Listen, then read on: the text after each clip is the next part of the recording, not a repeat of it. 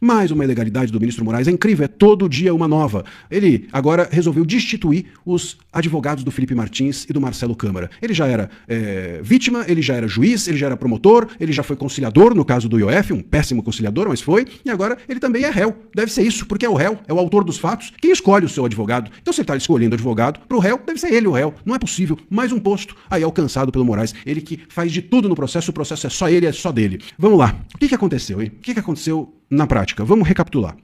O processo está no final. O processo contra esses réus está no final. Nas alegações finais. É o último ato antes do julgamento. Os réus, com as alegações finais, apresentam ali a sua última versão sobre tudo o que aconteceu. É o último ato da defesa. É para fechar. Muito bem.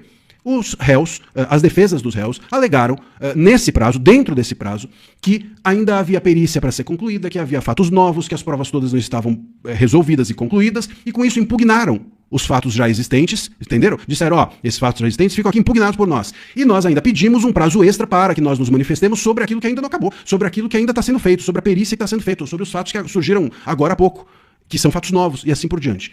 O que o ministro Moraes fez? Perda de prazo, é isso que ele entendeu. Houve perda de prazo e, inclusive, alegou que houve um abuso do direito de defesa e, ao mesmo tempo, alegou que houve abandono processual. Perda de prazo e abandono processual não podem ser conciliados com excesso de defesa, excesso do direito de defesa. Como é que você se excede no exercício do direito de defesa e abandona o processo? Como é que você se excede no direito de defesa e, ao mesmo tempo, deixa o processo para lá? Não cabe. Ou abandono processual ou excesso do direito de defesa. Se é excesso no abandono, se é abandono no excesso. O ministro Moraes tem um problema que não é só jurídico, é um problema com a lógica, é um problema anterior e mais grave. É um problema para a vida, não só para os autos, e não só para o processo, e não só para os réus. Bom, muito bem. Como eu disse, não houve perda de prazo, houve uma impugnação e um pedido de dilação do prazo, porque havia ainda provas a serem feitas e assim por diante.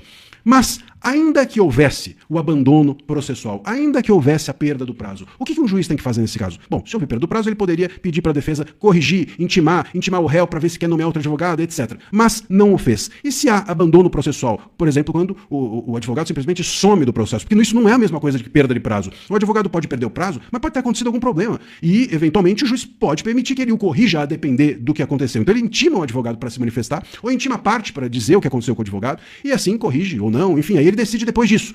Então, essa é uma coisa. Outra é abandono processual. O advogado sumiu. Acontece, não nesse caso, mas acontece bastante. O advogado desapareceu, nunca mais se ouviu falar dele. E aí, nesse caso, o que faz o juiz? Ele não nomeia a defensoria pública, ele simplesmente intima a parte, o réu, para dizer se quer nomear outro advogado, porque quem escolhe o advogado é o réu, não é o juiz. E aí o advogado, se não quiser, o juiz indica aí sim a defensoria, e a defensoria passa a ter novamente o prazo. O prazo é a ela devolvido para que ela possa se manifestar e o réu não possa ser prejudicado.